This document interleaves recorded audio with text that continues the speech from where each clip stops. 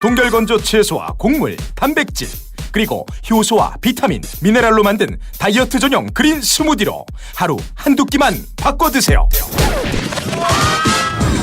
비타샵 그린 스무디 다이어트 1522-6648 1522-6648 혹은 비타샵을 검색해주세요. 엄마! 가글 했는데 입에서 뭐가 나왔어! 그거 올리덴탈 체크 가글이라 그런겨. 지금 쓰고 있는 가글 사용 후 확인해 보셨나요? 무색소, 무알콜, 무계면 활성제의 올리덴탈 체크 가글은 쉽게 나온 입안의 이물질을 눈으로 확인할 수 있습니다. 딴지마켓에서 판매 중입니다. 한글도 남보다 빨리 깨치고 참 똑똑했는데 갈수록 실력이 뒤처지는 것 같아 걱정이에요. 혹시 초등학교 교과서 본 적 있어요? 어려운 어휘가 너무 많아요. 학교에서는 어휘 개념을 하나하나 설명해 줄 시간이 정말 부족하잖아요. 그럼 어떡하죠? 내 아이의 어휘만큼은 내가 책임져야죠. 어휘 공부의 정성. 초등어휘 3천, 초등어휘 5천. 검색창에 초등어휘 3천을 쳐보세요. 말투 하나만 바꿔도 인사평가가 달라진다. 그냥 직장인. 팀장님 보고 드릴 게 있습니다. 센스 있는 직장인. 팀장님, 지금 잠시 시간 괜찮으세요? 보고 드릴 게 있습니다. 볼수록 기분 좋은 사람으로 만들어주는 메이크업 말투 3단계 전략. 직장인 자기계발서 1위. 모든 관계는 말투에서 시작된다. 위즈덤 하우스 미디어 그룹.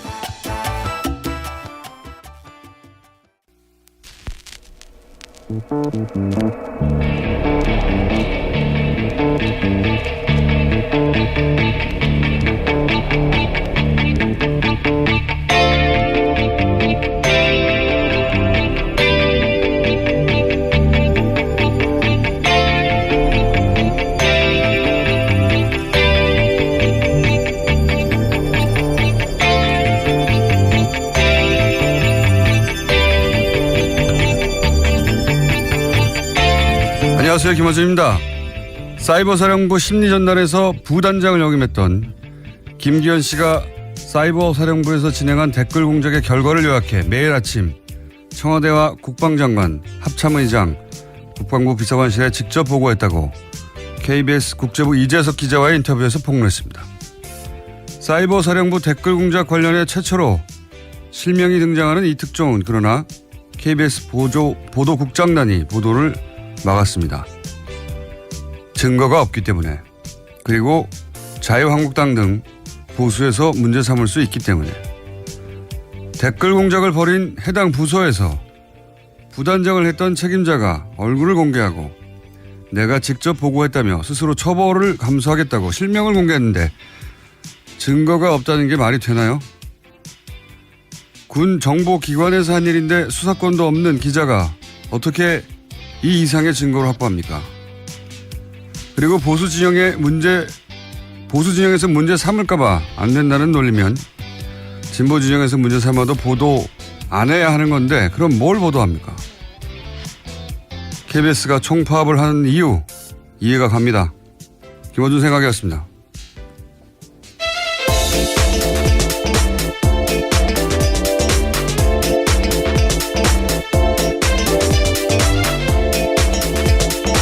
시사인의 김은지입니다. 네. 이게 여태까지 나온 거하고는 좀 다른 종류의 특종이 하나 또 나온 거죠, 이게. 사이버 사령단. 네, 당사자가 얼굴을 밝혔기 때문인데요. 네. 그리고 직접 보고도 했다고 했으니까요. 예. 그리고 보고 대상이 청와대, 국방장관, 합참의장 보고를 받았다는 겁니까? 매일매일. 예. 근데 이제 KBS는 이걸 보도를 안 했어요.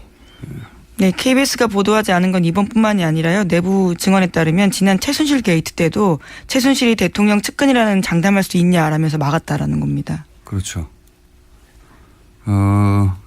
그리고 사이버 사령부에서 보고를 받았다고 하는 당시 국방장관이나 합참의장, 김관진, 한민관 이런 분들은 당연히 이제 수사를 받아야 될 대상이 된 것이라고 보고, 예. 이분들은 그런데 문제가 된 게 아니라 다들 진급을 했죠. 네, 오히려 영전하는 경우들이 많았습니다. 예. 그리고 국정원장은 오로지 대통령에게만 보고를 한단 말이죠. 예. 그러니까 이명박 대통령도 이제 수사선상에 오를 일밖에 남지 않은 거 아니냐. 예. 네, 원세훈 전 원장이 어떻게 진술하는지에 따라 달라질 수 있는데요. 지금 법정 구속이 되어 있기 때문에 여러 가지 생각이 들 것 같습니다. 자, 뭐 관련된 사안인데 관련해서 원세훈 국정원장은 어제 이제 징역 4년 그리고 다시 한번 법정 구속이 됐죠. 예. 네. 2심에서 법정 구속이 된 바가 있는데요. 대법원을 갔다가 파기환송돼서 그 과정에서 보석으로 풀려난 바가 있습니다. 아주 오랜 기간 걸려서 결국 다시 법정 구속이 된 겁니다. 어제 재판부가 국정원법과 공직선거법 위반 혐의가 모두 인정된다고 판단했습니다. 재판부는 국정원이 특정 후보자의 선거운동에 나섰다면서 이런 활동은 국가기관의 정치 중립을 믿고 있는 국민들에게 충격을 안기기 정당하지 못한 처사다. 이렇게 질타했습니다. 여러 가지가 화제가 됐는데 경호원들도 사실은 화제가 됐어요. 예. 사진 보셨는지 모르겠는데 헤어스타일 굉장히 독특한 소위 바가지 머리를 한 경호원들이. 네. 이번 경호원뿐만이 아니고 과거에도요. 해병대 비슷한 분들이 옆에서 경호한 적이 그때는 있습니다. 해병대하고 이번에는 이제 바가지 머리를 하신 경호원들이 남이야 붐붐도 생각이 나고 예. 처리함이도 생각나고 이 시대를 알 수 있는 발언을. 소방차도 왜냐면 요즘 그 머리를 하고 나오는 가수들은 잘 없기 때문에. 네. 그래서 경호원도 화제가 됐죠. 그리고 대법원 양승태 대법원장의 대법원도 사실은 이건 부끄러워할 일이에요. 그렇죠. 네. 13대 0으로 만장일치로 유죄 파기환송한 바 있습니다. 그때 당시 이제 그 파기환송했을 때도 뭐 전체적인 법리를 따지는 게 원래 대법원 하는 일인데 그 이메일 작성하지 않았다. 이건 1심에서 작성하지 않은 걸 받아주고 2심에서는 이메일을 작성한 게 맞다. 네, 정확히는 첨부 파일이죠. 네, 첨부 파일. 이메일에 첨부되어 있는 그 내용이 이제 말씀 자료라든가 아니면 뭐 계정이라든가 그런 내용, 그 댓글을 달 때 사용한 내용인데 그걸 분명히 본인 위에는 사용한 적 없다고 했는데 본인은 기억이 나지 않는다고 했거든요. 모순된 사실 진술인데 그걸 이제 2심에서는 증거로 채택했어요. 대법원에서는 요 증거 부분을 문제 삼아가지고 파기환송했거든요. 근데 이게 저는 굉장히 이상하다고 생각하는 게 보통 전체적인 법리를 따지지 일부 증거가 전체 법리에 영향을 미칠 정도로 뭐 그 정도가 아니면 결론이 달라질 일이 아니면 소위 이거는 꼬리가 머리를 흔든 거예요. 증거 일부를 문제 삼아서 파기환송을 하고 학업심한테 떠넘긴 거죠. 학업심은 또 그걸 받아가지고 김수철 판사는 국정원 대권은 손자병법의 영명술이라고. 예. 네, 그러면서 아주 오랜 시간을 끌었습니다. 1년 7개월 동안 결론 내리지 않고 있었거든요. 또 이상한 게 이게 이제 보통 대법원은 4명이 하거든요. 처음에는. 네, 소부에서 시작을 합니다. 그러다가 그 4명이 합의를 못 보거나 반대 의견이 있으면 전원 합의체라고 하죠. 전합으로 가는데 여기서 만장일치예요. 애초에 반대 의견에서 시작됐는데 어떻게 만장일치가 됩니까? 이것도 이상한 거죠. 예. 앞뒤가 맞는 건데 결국은 이제 4년 이 파기환송됐을 땐 3년인데 1년이 올려치기가 된 거죠. 예. 네, 검찰이 구형한 그대로 선고했습니다. 그리고 제가 오프닝에서 얘기한 사이버 사령부 이야기 이 군이 댓글 공작을 한 건 저는 국정원보다 더 기가 막힐 일이라고 봅니다. 그렇죠. 군이 국민을 상대로 여론 공작을 한 게 어떻게 군인입니까? 예. 그걸 또 국방장관 합참의장 청와대에 보고하고 그러니까 국가정보기관과 군의 정보기관이 전부 이짓거리를 하고 있었던 거예요. 이게 나라가 아니지 이게. 그 당시 군검찰이 수사해서요. 딱 한 명만 처벌받았습니다. 지금까지요. 그러니까요. 알고 봤더니 다 매일매일 보고받았다는 거 아닙니까? 국방장관. 우리나라 국방장관이 댓글 공작을 매일 보고받고 있었어요. 합참의장이. 예. 물론 당사자는 여전히 부인하고 있습니다. 보고한 사람이 지금 나온 거 아닙니까? 내가 보고했다고. 예. 군의 국방장관과 사이버 사령부 합참의장 이런 사람들이 댓글 공작을 매일 보고받고 있는데 당시 보수 정권이 맨날 타령하던 안보가 무슨 그게 안보입니까? 예. 나라도 아니었어요 정말. 자 이게 이제 한꺼번에 드러나고 있는 와중이고요. 그래서 법정 구속이 됐고 원세훈 근데 4년이 너무 부족한 거 아니냐. 국정원장이 이 정도 일을 했는데 하는 분들도 있는데 추가 기소가 되겠죠. 네, 지금 벌써부터 추가 기소 이야기가 검찰에서 나오고 있는데요. 원 전 원장에게 배임과 국고횡령, 국정원법상 직권남용 혐의 등을 적용해서 추가 기소하겠다라는 방침입니다. 추가 기소하겠죠. 예. 이게 이제 배임, 국고횡령 이런 거는 국정원법 위반하고 공직선거법 위반은 한 번 했기 때문에 소위 이제 일사부조이기 때문에 못하니까. 근데 이제 30팀도 나오고 돈도 나오고 막 하잖아요. 예. 네, 관련해서 계속해서 수사가 진행되고 있기 때문에요. 형사 책임 묻게 될 가능성이 아주 큽니다. 그러니까 국고를 정상적이지 않은 활동에 마음대로 이용했다 혹은 배임했다, 국고를 횡령했다. 네, 불법적인데 사용한 거죠. 그러니까 이제 감옥에 있는 상태에서 추가 기소가 되겠죠. 그리고 국정원장은 아까도 얘기한 대로 오로지 대통령에게만 보고하거든요. 예. 국정원장이 다시 감옥을 간 이상 그 질문을 이제 끊임없이 수사기관에서 하게 될 테고 정치권에서 하게 됐겠죠. 예. 자, 다음 뉴스는요. 네, 관련해서 아까 잠깐 언급하셨는데요. 어제 JTBC가 국정원 적폐청산 TF발로 기존에 30개 팀이 아니라 18개 팀이 더 있다라는 사실도 보도했습니다. 그러니까 민간인 댓글 부대가 계속해서 나오고 있는 거죠. 한민관이 아니군요, 참. 한민관은 개그맨 하시는 분이군요. 네. 개그맨이죠, 그 정도면. 한민구 합참의장 당시. 자, 이 뉴스가 처음 나왔을 때도 그런 얘기가 있었죠. 이게 다가 아닐 것이다. 네, 그렇죠. 적폐청산 TF 쪽에서도 이게 전체가 아니라고 계속 강조해 온 바가 있습니다. 아마 더 늘어날 가능성도 큽니다. 그러니까 전혀 별개의 팀이 또 있다는 것이고. 그리고 이제 오프닝에서 얘기했던 심리전단. 이건 이제 부단장이 한 얘기니까요. 부단장이 이름을 얘기하면서 어떻게 보고를 했고 누구한테 보고를 했고를 자세히 얘기하는데 증거가 없다는 게 말이 되나요? 이 정도의 증언이 나오는 거 무척 드문 일이에요. 이 정도 급에서. 예, 이걸 보도하지 않는다는 게 말이 안 되는 거죠. 서면으로 직접 전달했다고도 했지 않습니까? 본인이. 네, 본인이 직무대리일 때는 직접 서면으로 전달한 적이 있다라고 저도 만나서 들은 바가 있는데요. 당사자가 이번에 얼굴을 공개한 이유가 워낙 이 진술에 대한 여러 가지 이야기들이 있기 때문에 자기가 책임지는 차원에서 얼굴도 공개한다고 이야기했습니다. 그리고 자기를 처벌하라는 거 아닙니까? 네. 자기를 처벌하라고 하는 것이고 구체적으로 어떻게 했는지도 자세히 얘기를 하고 그리고 이제 한 얘기 중에 이제 예를 들어서 반대 여론이 나오면 반대 여론이라는 게 이제 이게 추천 댓글이 달리고 뭐 혹은 반대 댓글이 달릴 경우에 이명박 대통령이 뭘 했는데 반대 여론이 너무 높다. 그러면 그 찬성 댓글로 바꾸는 작업을 했다는 거잖아요. 네, 밤새 그렇게 작업을 해서 밤새. 아침에 보고한다는 겁니다. 네, 밤새 국민 여론을 바꿨습니다. 뭐 이렇게 보고를 매일매일 했다는 거예요. 매일매일. 자랑이죠. 잘했다고. 잘했다는 자랑을 위로 보고하지 않을 리가 없잖아요. 본인들은 작전 상황, 작전 계획 보고라고 주장을 하고 이게 있는데요. 무슨 작전입니까? 너무 부끄러워 용어들이. 게시판에 가서 댓글 단 다음에 작전 완료 이런 거 아닙니까? 더 웃긴 거는 그거를 하고 나서 매달 받은 돈이 25만 원이는 거예요. 예, 국정원 쪽에서 추가로 준 돈이었다라는 겁니다. 이게 겨우 25만 원 받고 나서 군이 그것도 사이버 사령부 군 정보기관이 댓글 다는 알바로 전략한 거죠 이게. 아 참. 지시가 내려오는데요. 별 3개가 적립됐습니다라고 하면 대응해야 될 기사가 3개가 있다 이런 뜻이라고 합니다. 그러면서 모여있는 카페 이름은 어벤져스라고 해서요. 그 카페에서 자기들이 지시를 받고 그렇게 활동을 했다고 이야기하고 웃기지 있습니다. 않습니까? 유치하고. 네.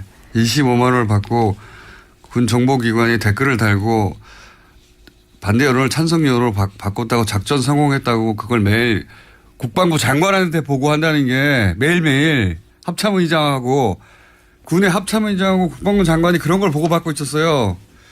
게시판에 반대를 찬성으로 바꿨습니다 이런 거. 그리고 국정원한테 25만 원씩 받고. 그리고 논제가 거의 비슷하기 때문에요. 이것을 최종 컨트롤하는 국정원과 군 댓글 작업을 컨트롤하는 곳이 있을 거다라는 의심은 과거부터 계속 해왔습니다. 국정원이 이게 조율할 수밖에 없겠죠. 국정원이 전체를 조율했거나 사이버 사령부가 전체를 조율했거나 둘 중 하나일 수밖에 없는 게 그날 핵심 주제가 뭐냐.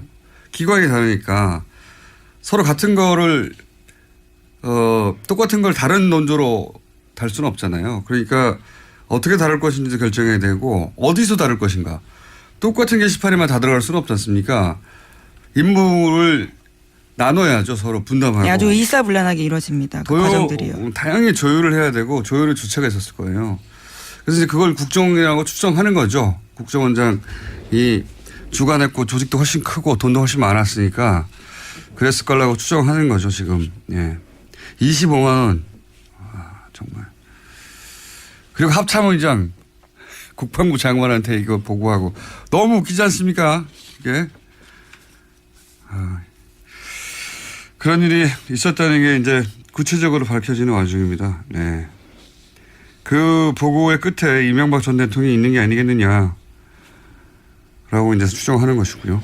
네, 심지어 청와대 행정관조차도 댓글 작업을 했다라는 사실이 드러나서 검찰이 수사하고 있기 때문에요. 점점 이명박 전 대통령을 향해서 검찰 수사가 진행되고 있는 건 맞습니다.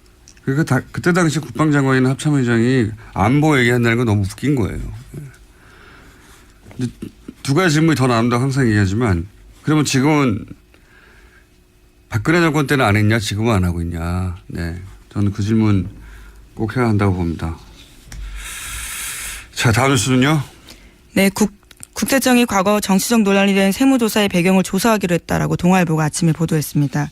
이 중에는 박연차 태광실업 회장에 대한 세무조사도 포함되어 있는데요.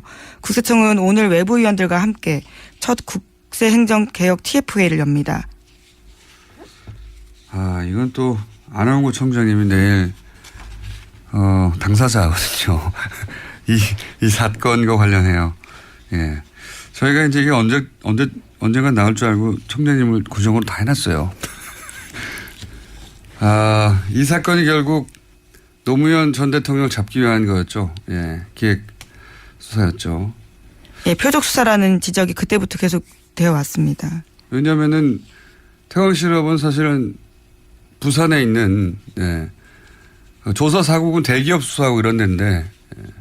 그것도 서울지방국세청 조사사국이 부산에 있는 중요한 기업을 이렇게 탈탈 터는 경우는 없다라고 그때부터도 이건 표적수사라고 했었죠. 그리고 노무현 전 대통령이 자주 갔다는 이유로 삼계탕 집도 세무조사를 했었으니까요.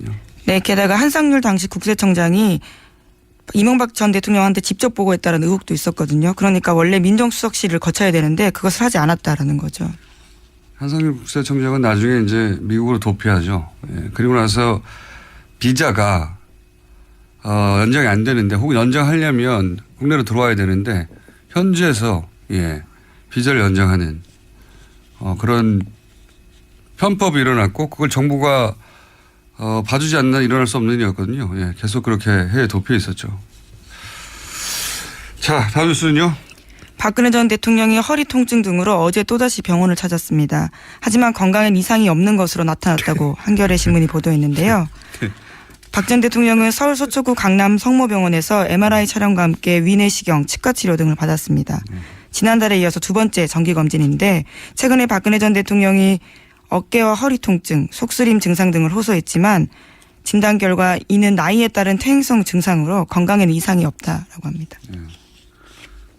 재밌었습니다. 아프실 예정이라고 저희 계속 해왔는데 마음대로 안 되고 있어요. 병원에만 가면 이상 없음으로 자꾸 결과가 나와가지고 지난번에도 아프다고 법원에 출석 안 했는데 이상 없음으로 이번에도 이상 없음으로 나왔습니다. 자, 다음 뉴스는요. 네, 박성진 중소벤처기업부 장관 후보자에 대한 논란이 계속되고 있습니다. 창조과학회 활동과 동성애 반대에 이어서 이승만 정권 등 독재 옹호 등 역사관 논란을 빚고 있습니다. 국민의당, 바른정당, 정의당 등 야3당이 지명 처리 촉구하고 있고요. 여당 내에서도 사퇴 이야기가 나오고 있습니다. 창조론 대신에 창조과학 얘기하는 것까지는 뭐 신앙의 문제라고 넘어갈 수도 있을 텐데 이게. 네, 물론 청와대 주장이지만 비판이 많긴 합니다. 네. 거기에 대해서도요. 넘어갈 수 있을 부분이 있다고 저는 봤습니다. 그런데 예를 들어서 이승만 독재 옹호, 과도한 노동운동, 과도한 복지 이건 현 정부의 철학과 안 맞는 거거든요. 그러니까 이건 야당의 문제 삼을 일이 아니라 제가 보기엔 여당의 문제 삼을 일이라고 봅니다. 이 후보는. 결론이 조만간 나겠죠. 이제 뉴스 하나 정도 더 미국 소식도 있겠네요. 당연히. 보니까. 네, 매티스 국방장관 발언이 지금 화제가 되고 있는데요. 현재 송영무 장관과 만나서 회담을 했기 때문입니다. 트럼프 대통령이 자신의 트위터에다가 북한과의 대화가 답이 아니다라는 식으로 썼는데 이에 대해서 부인하는 취지의 이야기를 했습니다. 국방부 장관이. 예. 트럼프 대통령은 그렇게 썼어요. 대화는 답이 아니라고 북한과. 뭐 얼마 있으면 꼭 대화한다고 또 쓸 겁니다. 쓸 건데 그 트위터를 쓰기 전에 국방부 장관이 미국에 절대 외교적 해법을 벗어나지 않는다고 정관에 대한 얘기를 했어요. 근데 이제 트럼프 대통령이 이렇게 왔다 갔다 하는 발언을 많이 했잖아요. 근데 그 중에서도 그 백인 우월자들의 시위, 신나치 시위. 그때 트럼프 대통령이 왜 신나치라고 그러냐면 실제 나치 구호하고 똑같은 구호를 외쳐요. 이들이. 1940년대 구호를 외치는데 근데 이제 이 백일 우월자들 구구 세력을 비판하지 않고 여러 당사자들이라고 했다가 공화당으로부터 비판을 받았죠. 공화당으로부터도. 그래서 말을 바로 바꿨죠. 예. 근데 그때 당시 이 시위를 주도했던 사람들이 대통령의 진심이 아니라고 막 했었어요. 실제로 트럼프 대통령은 또 말을 바꿉니다. 뭐라고 바꾸냐면 양쪽 모두에 좋은 사람도 많다. 예. 그 자체가 또 문제가 된 바가 예. 있습니다. 그리고 그러면서 아주 폭력적인 대한 좌파 이걸 대한 우파라고 이 극우들은 스스로 주장하거든요. 그래서 대한 좌파들도 잘못했다 이렇게 얘기하니까 이제 KKK 대표적인 극우 단체가 트럼프의 정직과 용기에 감사한다 이런 얘기를 했어요. 그런데 제가 이 얘기를 왜 하냐면 왔다 갔다 하는 말 때문에도 트럼프 대통령이 말 뒤집기가 하루 이틀이 아니니까 싹 뒤집었잖아요. 근데 이런 일이 있고 나서 미국 공화당의 태도가 좀 바뀝니다. 예. 이번 주에 포린 폴리시 네. 고급집니다. 제가 읽고 있는. 근데 여기에 이런 기사가 나와요. 미치 매코넬이 상원 대표거든요. 그 현재 다수당이 공화당이고 이 사람이 무슨 말을 하냐면 지난 화요일인가요? 트럼프 대통령으로 내년 선거와 그 이후까지 트럼프 대통령이 내년 선거와 그 이후까지 공화당을 이끌 것인지 고민하고 있다. 당 입장을 전달하는 그런 거죠. 말을 처음으로 했어요. 이게 대단한 말인 게 우리나라로 치면 추미애 대통령이 추미애 당대표가 대통령이래. 당대표가. 예. 네, 큰일 날 얘기를 제가 했네요. 당대표가 문재인 대통령과 함께 다음 선거를 치르는 게 맞는지 고민 중이다라고 지방선거 전에 말을 했다. 이거 엄청난 발언이잖아요. 심지어 거기는 재선을 하는 나라니까요. 특히도 네. 그렇죠. 이렇게 말을 한 건데 그 의미는 탄핵이거든요. 사실상. 탄핵이라는 단어를 사용하지 않았지만 선거와 그 이유를 함께 할 것인지라고 표현했단 말이죠. 이거 우리나라 보도가 왜 안 되는지 모르겠네. 근데 미국에서 트럼프 대통령 탄핵 가능성이 없다고 얘기한 게 미국에서는 상원을 통과해야지 되는데 상원이 공화당이 다수당이란 말이죠. 그래서 될 리가 없다고 얘기했는데 공화당의 상원 대표가 공개적으로 이런 고민을 한 줄이지만 언급한 건 처음이에요. 예. 그리고 나서 이제 그 기사는 실제 탄핵이 가능한지 여부를 미국 헌법에 기초해서 분석하고 있는데 다 가능하다라는 식의 결론이거든요. 물론 이건 주장이긴 한데 분위기가 미국에서는 심상치 않습니다. 사실 트럼프 대통령에 대해서. 너무 왔다 갔다 하고 결정적인 게 KKK단 같은 미국이 오랫동안 고통받다가 미국 주류 사회가 일단락 시킨 사안을 다시 끌어올렸거든요. 그래서 극우를 다시 부르고 공화당조차 받아들일 수 없는 극우 주장을 하니까. 네, 인종차별은 이념이라고 볼 수 없는 문제라고 봅니다. 그러니까 뭐 프랑스에서 국민전선은 절대 그러니까 보수 진보 다 합쳐서 안 된다고 다 막아서는 것 같고 똑같은 일인데 그건 지금 이미 대통령이 된 게 문제인 거죠. 미국에서는. 그래서 공화당에서도 그런 얘기를 하고 있다는 게 처음으로 나왔다. 갑자기 생각이 나서 줄줄 얘기했습니다. 자, 여기까지 하겠습니다. 시사인의 김은지였습니다. 감사합니다. 아무도 묻지도 따지지도 않고 가입하셨다고요? 보험은 너무 어려워요. 걱정 마십시오. 마이보험 체크가 도와드립니다. 1800-7917 마이보험 체크로 지금 전화 주세요. 1800-7917 이미 가입한 보험이나 신규 보험도 가장 좋은 조건을 체크해서 찾아드립니다. 인터넷 한글 주소 마이보험.com 또는 카카오톡에서 아이디 검색 마이보험을 친구 추가하여 상담하실 수 있습니다. 모닝똥? 제겐 사치였죠. 내가 토끼인지 토끼똥이 나인지 내가 변을 본 것인지 변을 당한 것인지 나는 바나나이고 싶다. 간혹 구렁이이고도 싶다. 미궁 대장사랑!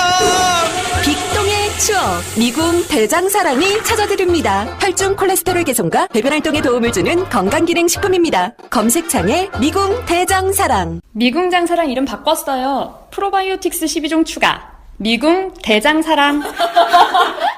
골반 잡자 바로 잡자 바디로직.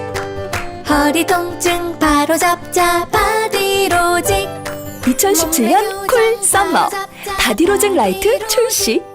통기성이 좋아 땀 걱정 없이 한여름에도 쾌적하게. 입은 듯 안 입은 듯 가벼움의 신축성은 그대로. 자세가 좋아지는 골반 교정 타이즈 바디로직. 검색창에 골반 교정 바디로직 라이트.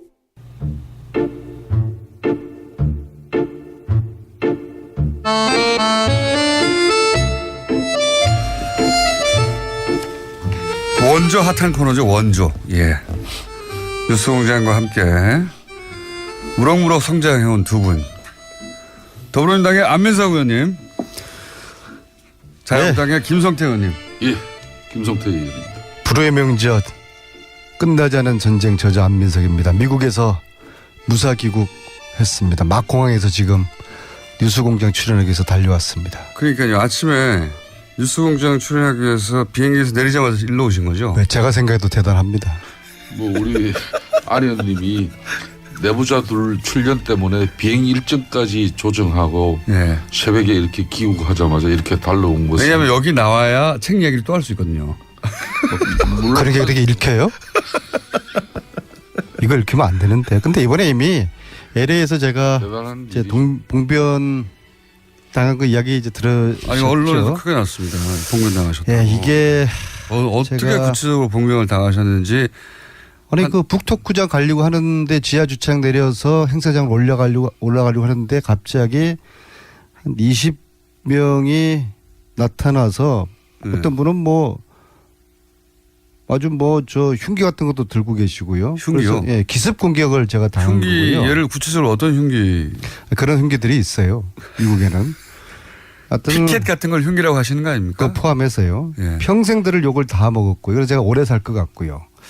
그리고 이번에 연로하신 분들 동영상에는 연로하신 분들 그냥 몇 분 정도가 그냥 마음에 안 들어서 항의하신. 다시 한번 자세히 보세요. 예. 거기 아주 근장한 그런 분들도 계시고요. 근데 무엇보다도 저는 그분들한테 좀 고맙다는 생각이 들어요. 왜냐하면은 책 홍보가 됐기 때문에. 출판사 측에서 전화가 왔어요. 의원님, 이거 100억짜리 책 홍보입니다. 저희들이 가을에 책 홍보 좀 하려고 했는데 8세 지금 이제 다 매진되게 생겼고 이제 곧 이제 10세를 향해서. 의원님이 혹시 알바들 쓰신 거 아닙니까 혹시? 그런 일각의 오해를 들을 정도로 네. 제가 10세를 찍으면은 지금 8세 이제 거의 다 매진됐는데 의원님 10세 직접 하지 찍으면은 않았다면 출판사 쪽에서 어떻게 한 거 아닐까요? 그런 일각의 뭐 공장장 같은 업무론으로 세상 보는 사람들은 그러니까 생각이 있겠지만은 제가 10세를 찍으면은 뉴스 공장 우리 가족들, 스태프들, 공장장 김성태 의원님 제가 고기를 제가 뭐 나까지는 쏘겠습니다. 빼고 하셔도 좋고 네. 그 안 의원님이 LA에서 이제 봉변을 당하셨다는 그런 보도를 보고 걱정을 많이 했는데. 봉변이 아니라 기습 공격. 그렇게 너무 또 사선 의원이나 되시는 분이 제가 일전에도 말씀드렸듯이 누구나 생각이 다르면 반대 의사를 표출할 수가 있죠. 때로는 시도할 수 있지만 그것은 어디까지나 법 테두리 안에서 이루어져야 하는 것이고 폭력이나 폭언 같은 이런 위압적인 방식으로 이루어져서는 결코 안 됩니다. 이제는 뭐 우리 안인도 집권당의 어엿한 중진 아니십니까?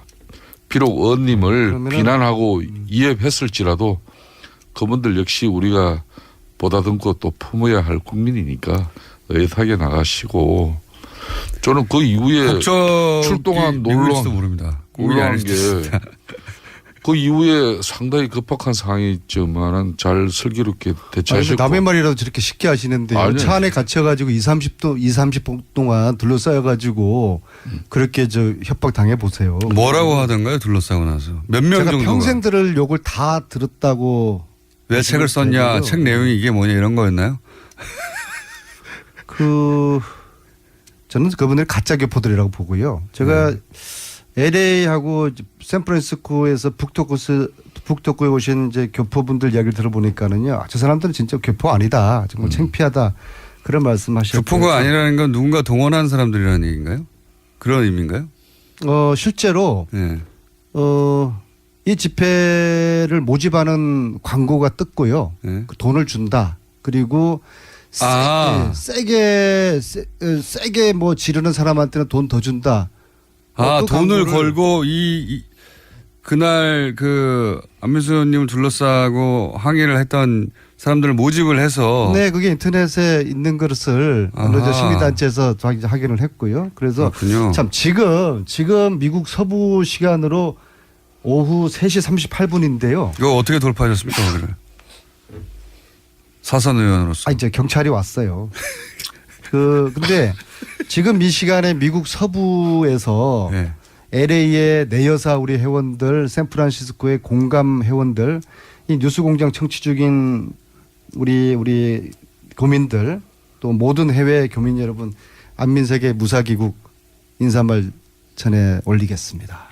이때까지 하셨잖아요, 지금. 아니, 경찰을 불러서 이제 탈출하신 겁니까, 그러니까?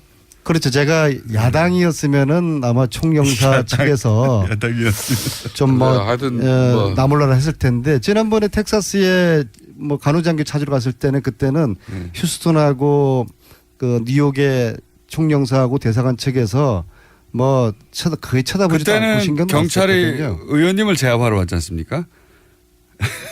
지금 제가 듣기로는 안민석 그때는 그쪽에 우리 공간의 도움을 전혀 받지 못했는데 이번에는 LA 총영사님이 LA 경찰서장에게 직접 전화하셔서 빨리 저 사선 의원을 빨리 수도권에 어느 정도인가 하면요. 미국 경찰의 호의를 받은 최초의 대한민국 정치인이 들리는 됐습니다. 이야기로는 안민석 의원이 미국에 떴다 하면은 이미 인천공항에서 이렇게 뜨는 과정에서부터 미국의 우리 공간에는 거의 생중계됩니다. 그러면은 이제 사실상 비행장의 영접 정도까지는 아니지만은 안민석 의원의 사실 미국 활동에 대해서 우리 공간이 모든 걸 지금 다 파악을 하고 또 뒷받침하려고 노력하죠. 수도권 사선에서. 그래서 이제 사실상 이번 그 봉변 현장도 우리 공간 측에 LA 경찰청의 신속한 협조 요청에서 출동이 이루어진 거고 다 저는 대처 잘 하셨는데 이 출동한 미국 경찰하고 웃으면서 찍은 사진을 이 SNS에 또 게재까지 하시는 것은 조금 가시지 않았나 이렇게 생각합니다. 가시 않은 부분이 없습니다. 그 한 20분 동안 차에 갇혀 있으면서 봉변당하면서 그분들 얼마나 믿고 하나겠습니까? 그렇지만은 말씀이 저를 걱정하시는 건지 제가 아내님을 늘 형제처럼 또 아끼고 위하는 한 사람으로서 높아심에 드리니 오버하지 말라는 거죠. 그래도 김성태 의원님께서 무사하냐고 문자 오셔서 감사한 마음을 가졌고요. 역시 우리 김성태 안민석의 케미, 이것은 당을 떠나서 참 아름다운 케미구나 느꼈고요. 제가 그 경찰하고 사진을 올린 것은 많은 분들이 걱정을 하셔서 그래서 이렇게 이제 마무리하고 경찰하고 그만하죠 이제. 또 기념 사진까지 찍었습니다. 한 15분 20분 웅성웅성하다 끝난 거잖아요. 너무 아무튼 끝나지 않은 책 선전 홍보해 주셔서 감사합니다. 이렇게까지 길게 할 얘기는 아닌 것 같고요. 예. 자, 잘 벗어. 사람이 죽다 살아왔는데 뭘 길게 할 게 아니냐고. 차 안에서 가만히 앉아 있다가 끝난 건 않습니까? 네. 그랬을 때 김호중 같았으면 어땠을까? 그 순간적으로 그 생각이 나더라고요. 저는 사인했겠죠. 다 내려가지고 그분들에게. 아니 사진 찍고 한 사람 한 사람. 안민석 의원께서 독일 그 프랑크푸르트에서도 그 이제 정유라를 이렇게 신변을 확보하기 위해 가지고 그 종교 행사하는 곳을 이렇게 하루 종일 이제 흔히 말하는 그 차를 갖다 대고 이제 있을 때도 먹지도 못하고 용변도 못 봤다 그러잖아요. 근데 사실 확인해 보면은 햄버거는 먹고 또 소변도 다 본 거거든요. 그렇듯이 뭐 이렇게 엄청난 봉변을 당했지만은 그 내용은 적절하게. 아니, 저는 15시간 갇혀 있었다면 또 모르겠습니다만 15분 정도 갇혀 있다가 경찰에 즉시 출동해가지고 바로 나오신 다음에 경찰과 기념사진 찍고 돌아오신 거 아니겠습니까? 발로 뛰는 안민석의 현장 정치를 이렇게 폄하하는 우리 공장장과 김성태 의원님. 자, 현안으로 제가 이런 이야기 들으려고 새벽에 비행기 내려서 여기까지 왔는지 참으로 제 스스로가 한탄스럽습니다. 네. 그리고 왜 나오셨어요? 자, 안 계시는 동안 국민의당 생사령탑의 이제 안철수 대표가 드디어 선출이 됐습니다. 자, 각자 평가를 해 주시면. 사실 국민의당이 지난 대선 기간 동안에만 잠깐 민주당하고 이 대립각을 세웠지 그동안 민주당과의 차별성을 거의 보여주지 못했어요. 특히 문재인 정권이 출범한 이후에는 상당히 오락가락 행보를 자주 보이면서 민주당 이중대라는 비판도 많이 받지 않았습니까? 그런 측면에서 이 정치인이나 야당이나 존재감을 잃으면 끝나는 것이죠. 안철수 후보 본인이 선명한 야당의 길을 걸어간다면은 안철수 대표 본인이나 국민의당이 제대로 갈 수 있는 기회는 분명히 된다고 저는 봅니다. 사실 안철수 대표가 자숙의 시간도 없이 성급히 복귀한다는 데 대해서 말이 많았죠. 뭐 더더군다나 제보 조작 사태까지 터지지 않았습니까? 하지만 뭐 저는 이 정도 이야기 하더라도 우리 민주당 입장에서는 뭐 이 부분에 대해서 너무 크게 뭐라고 하면 안 됩니다. 그런 역대 대선 패배 후보들이 자숙의 시간을 갖는 일종의 간행을 처음으로 깬 사람이 바로 문재인 대통령입니다. 문재인 대통령은 한 열흘 만에 정치 행보를 시작했거든요. 그런데 안철수는 지금 자기 부정을 해버린 거예요. 왜냐하면 안철수가 민주당을 뛰쳐나가는 이유가 뭐였습니까? 문재인의 패권, 독식에 대한 저항이지 않았습니까? 그런데 대선 후보 당대표 모두 안철수 대표가 하는 것은 자기 부정이고요. 이제 그야말로 국민당은 이제 안철수당이 되었습니다. 특히 최고위 구성을 보면요. 현역 의원이 단 한 분밖에 없어요. 네. 그럼 원외위원장 내지는 국회의원 지망생들이 최고위원회 포진에 있으면은 국민당의 40여 명의 국회의원들이 이 최고위원에 대한 건의를 인정하겠습니까? 제가 이제 완전히 몇 번 했는데 안철수로 몰빵이 돼버린 것이죠. 그래서 이제 완벽한 안철수당이 되었고요. 근데 국회의원 몰빵이 아니 저 안민석 의원의 지적은 저는 맞다고 봅니다. 안민석 의원의 지적은 안철수 당이 되었다고 보고요. 근데 안철수 대표가 수락연설에서 이렇게 이야기합니다. 문재인 정부가 싸우겠다. 그게 딱 핵심이거든요. 그런데 국민의 지지를 얻고 적폐와 싸우는 문재인 정부와 싸우겠다는 것은 국민과 싸우겠다는 것입니다. 이건 굉장히 심각한 자기 모순에 빠진 것이고요. 특히 안철수가 주장하는 극중주의라는 게 있지 않습니까? 이것은 제가 볼 때 결국에는 이제 지방선거 전후해가지고 친박 빼고 또 민주당 빼고 나머지 세력을 자기 중심으로 세력화하겠다. 과거 제3지대죠. 친박 신문 제외 다 모여라. 아마도 현실적으로 이제 바른정당 플러스 알파 이런 이제 연대 통합 이런 이제 포석으로 보이고요. 그런데 문제는 여전히 국민당의 지지 기반 지역이 호남인데 이런 안철수의 앞으로 극중주의 정치를 호남과 지지자들이 어떻게 받아들일까? 굉장히 자기 정체성의 혼란, 자기 그 모순에 빠질 가능성이 많다. 저는 그렇게 보고 있습니다. 저는 안민석 의원의 뭐 많은 지적을 상당 부분은 동의를 합니다. 특히 이제 안철수 대표도 원외지 않습니까? 현재 원이 아니니까 초선으로 비록 원외. 당 대표가 됐지만은 당을 운영하는 데는 상당한 어려움이 있습니다. 최고위원들도 다 원외라는 게 그러니까 한 명을 빼고는 거의 뭐 다 정치 특히 신인들인데 그렇다면은 그렇지 않아도 그런 정치 신인들 그런 지도부를 바라보는 현역 초선, 재선, 삼선 의원들은 어떤 생각을 합니까 보통? 그래서 안철수 대표가 홍준표 대표보다는 한 수 좀 떨어진다 저는 판단을 한 게 홍준표 대표 같은 경우는 당 대표가 되자마자 자신의 지금 상태가 원외 대표라는 걸 인식하고 자기 주변을 전부 현역위원들 다 채웠어요. 현역위원들로. 뭐 그런 반면에 안철수 대표는 원외 최고를 구성하고 더군다나 전당대회에서 이렇게 사파전을 벌인 그런 어떤 선거든 부모 형제 간에도 선거 치르고 나면은 금이 가는 건데 이미 금이 가 있는 당 조직을 어떻게 정비하고 앞으로 당대표의 어떤 입지를 강화할 것인가 이런 게 상당히 앞으로 관찰 대상입니다. 야, 이 아침에 김성태 의원님께서 명언을 주셨어요.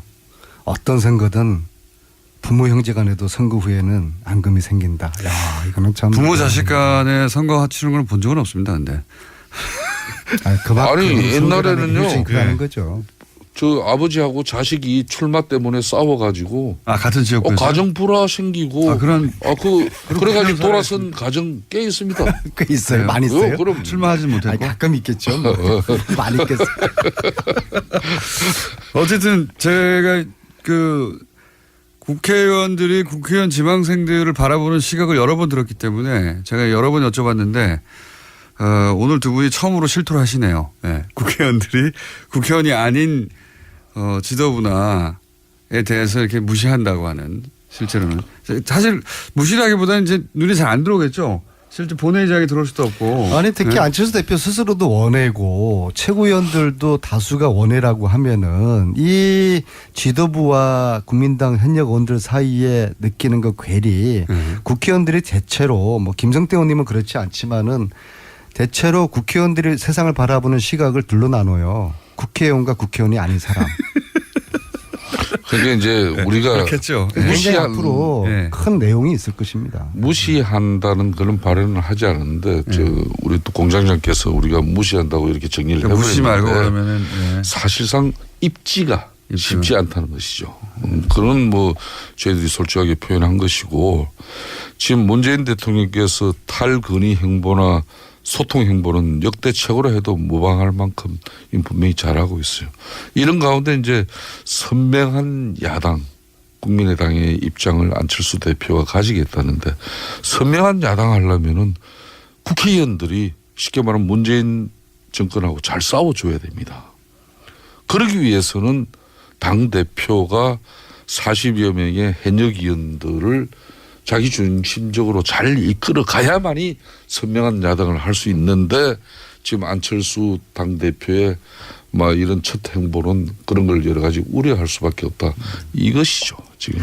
안철수 대표가 이제 현 정부가 잘 싸워주기를 자유한국당에서 바라잖아요. 아니 뭐 네, 바라는 정도가 아니라 네. 뭐 잘 싸우면은 저희들이 적극적으로 또 후방 지원도 하고 또 때로는 과실은 자유한국당이 먹고. 아니 뭐 굳이 먹을 이유가 없어요. 지금 아직까지 국민의 신뢰와 지지까지 우리가 이렇게 받고 있는 정당이 아니기 때문에 과실을 먹을 이유는 별로 없는데 그렇지만은 문재인 정권의 독주는 좀 막을 수가 있겠죠. 지금 탈원전 문제나 건강보험 확대 문제처럼 이런 설익은 정책들을 졸속으로 밀어붙이면서도 야당의 이해나 협조를 구하는 절차는 아예 지금 무시하고 있는 것이거든요. 이게 이제 문재인 대통령 정치, 국민의 절대적 신뢰와 지지 기반이 바로 이런 현상이 나오는 겁니다. 전혀 끊임없이 야당하고 협치하자고 그러고 손을 내밀고 함께 가자고 하는데 그리고 과거의 적폐에 대한 청산을 함께 선의 경쟁하자고 하는데 야당은 뭐 입만 뻥긋하면은 반대를 위한 반대하고 국민 지지 7, 80을 받는 이 문재인 정부에 대해서 끊임없이 부정하고 폄하하는데 어떻게 이게 정상적인 여야 관계가 서겠습니까? 여당이 야당을 존중하고 야당이 여당을 존중하면서 국민을 바라보는 정치, 국민을 대상으로 서로가 포인트를 얻겠다는 정치를 해야 되는데 오로지 깎아내리기 헐뜯기만 하는 이 야당에 대해서 국민들에게 지금 눈을 안 주는 거 아니에요. 그러니까 여전히 자유한국당 그 인원수가 많은데도 지지도가 15% 겨우 넘을까 말까 하는 거 아니겠습니까? 자성하십시오. 바로 저 이야기를 불과 6개월 전에 저희가 하고 안민석 의원 야당 탄압하는 이야기 그만하라고 그랬는데 참 객세지감입니다. 세상은 이렇게 변하는 겁니다. 네, 그러니까 참. 더군다나 150만 안민석 의원이 미국에 가면은 이제 한국의 저명 인사, 그러니까 이 정권의 아주 중요한 인사가 미국에 뜨는 걸로 되는 거. 이 세상이 변한 거예요. 제가 의원님도 몇 개월 전만 하더라도 안민석 의원 오면은요, 솔직히 공간에서도 저 양반 또 왜 미국에 왜 왔냐 그러던 사람이. 안민석이 초선인지 재선인지도 잘. 그것도 몰랐어요, 아니, 솔직히. 수도권 사실 어느 날 문재인 대통령이 미국 방문하면서 그 1호기 대통령과 함께 미국에 딱 뜨는 순간부터 세상은 바뀐 겁니다. 문재인 대통령의 특별 수영원으로 갔었죠. 그러니까 그 대단한 거였죠. 그만들 얘기하시고요. 그 얘기를. 그게 그렇게 배가 아픕니까? 배가 아픈 게 아니라 배가 아프겠죠. 그래서 미국 너무 자주 가지 마세요. 제가 그렇다고 했어요. 사선까지 비주류 생활 청산하고 이제 겨우 이제 주류에 진입해서 문재인 대통령 총애를 받고 특별 수행을 간 게 그렇게 배가 아픕니까? 절대 배 안 아파요. 그렇지만 영접 너무 제가 잘 되면 좋아하고 그래도 김성태 의원님 한 분은 제가 챙겨 드릴 거 아닙니까? 영접 좋아하고 이렇게 참 받드는 거 그거 지난 즐기다 토요일 날 보면은 청와대에서 안민석 의원 야성이 없어지니까 내가 지난 그걸 토요일 날 걱정하는 제 거예요. 이야기 정말 안 드리려고 했는데요. 지난 토요일 날 청와대에서 이낙연 국무총리가 인사 말씀하시면서 이번 정권 교체는 안민석 의원의 걸출한 활동으로 정권 교체 가능했다. 그 말씀을 하셔서 국무총리도 공정하신, 그래서 제가 대통령도 인정하시고 국무총리가 공정한 걸출한 정치인이 공정한. 되었는데, 공정한. 예. 그래서 제가 이럴수록 더 겸손해야 되겠다 생각하고 이런 얘기 안 하려고 했는데 김성태 의원님이 저런 식으로 제게 저지르 되니까 도발을 하니까 이런 얘기를 제가 안 드릴 수가 없네요. 아니 도발이 아니라 사실은 지금 안민석 의원이 미국에 뜨는 것을 이건 이미 미국에서 지금 우리 교표 사회에서도 안민석 의원 왔다 그러면은 한번 사진 한번 찍고 얼굴 한번 보려고 갖다 들이대는 거예요. 제 집사람이 이렇게 문자를 적어줬어요. 지금 무릇 자기를 높이는 자는 낮아지고 자기를 낮추는 자는 높아지리니 오직 방송 중에 지금 안민석 의원 사모님께서 지금 안민석 의원 방송 태도가 얼마나 원세훈 국정원장 파기완성심 원세훈 이야기네요. 원세훈 지금 30초밖에 안 남았는데 이게 자, 원세훈의 한 가지 30초밖에 안 남았기 때문에 원세훈의 이명박 전 대통령까지 가야 됩니까 말아야 됩니까? 이거만 얘기해 주세요. 누가 가장 떨고 있을까요? 원세훈의 4년 실형 누가 가장 떨고 있을까요? 국정원장에게 대선 개입 댓글 부대 이거 판명됐는데 누가 지시하신 사람이 누굽니까? 이명박 전 대통령까지 가야 됩니까? 이제 칼 것은 그분을 향하고 있는 것이죠. 그런 계획되고 기획된 어떤 방식으로 국정원 적폐청산으로 가면은 국민적 동의를 쉽게 얻지 못해요. 가면 안 됩니까? 거기까지? 그러니까 역대 정권마다 국정원을 이용만 했지 국정을 올바르게